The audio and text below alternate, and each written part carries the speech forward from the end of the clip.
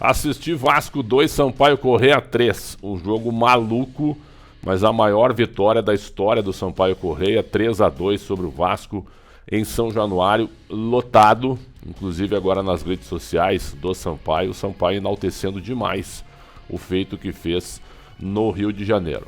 Mas vamos ao Vasco. Primeiro, torcida espetacular. A torcida do Vasco não merece o time e a diretoria que tem, porque é um time fraco, um time sofrível, tem bons valores, como Andrei Santos e o Figueiredo, jogadores realmente muito bons para, quem sabe, o próprio Vasco numa Série A, ou quem sabe para um Vasco mais forte, ou também para outros times, para negociações para o Vasco ganhar dinheiro, porque eita time sofrível, né?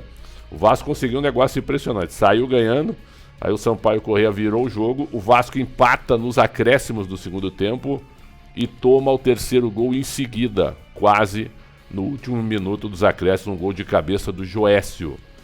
Então é o seguinte, ó, o time desse tamanho que consegue um bom resultado, porque o empate seria um bom resultado pela circunstância do jogo. Óbvio que vencendo o Vasco já estava na primeira divisão, mas quando empata nos acréscimos foi uma comoção, né? O Vasco empata e fica com o pé na primeira divisão, porque é só um milagre realmente para tirar o Vasco com 60 pontos. E aí toma o gol. Aliás, quando deu o escanteio, né, que originou o gol em seguida numa jogada para trás e o cruzamento para a área, eu aqui pensei, só falta o Sampaio fazer o terceiro gol.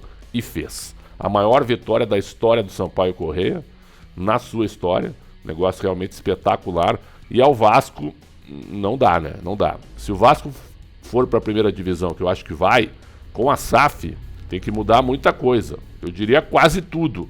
Principalmente um pensamento vitorioso, né? Dentro de casa com a sua torcida, nada contra a epopeia do Sampaio, mas da maneira como o Vasco precisava. O Vasco só precisava ganhar o jogo para subir, com uma rodada de antecedência, e não conseguiu fazer isso. Então, realmente o Vasco sentiu, e agora é o seguinte, ó, enquanto nós estamos aqui, Londrina e Ituano jogam, um empate é ótimo para o Vasco da Gama. Quem vencer, se o Ituano vencer, o Ituano só vai depender de uma vitória sobre o próprio Vasco, porque os dois se enfrentam na última rodada em Itu. E aí realmente fica um confronto direto, fica perigoso, porque se o Ituano ganha do Londrina e ganha do Vasco, o Vasco está fora e o Ituano sobe. Então o Vasco vai ficar no sofá torcendo por um empate entre Londrina e Ituano. Se o Londrina ganhar, o Londrina ainda terá chance, mesmo numa situação muito difícil. Então se der empate entre Londrina e Ituano, os dois não podem mais alcançar o Vasco. Aí a gente olha para o Sport. O Sport vai pegar o Operário. Deve ganhar, deve. Mas o Sport também.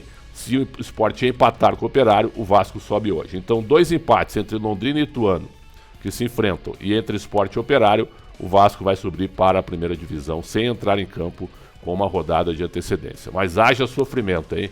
4 quedas e 5 participações na Série B, porque o Vasco não conseguiu subir no ano passado. É muito sofrimento para um clube realmente de uma história espetacular, de uma torcida gigantesca e maravilhosa, e ter que passar por isso realmente por um jogo maluco pela Série B do Brasileiro. Que jogo, mas muito também por culpa do próprio Vasco da Gama. O Sampaio não tem nada a ver com isso, foi lá, ganhou, e ganhou de uma maneira realmente espetacular. O futebol é maravilhoso, mas o Vasco também não precisa passar por essas, hein? Só dependia dele e acaba chegando agora num sofrimento terrível. E é claro que nós vamos acompanhar.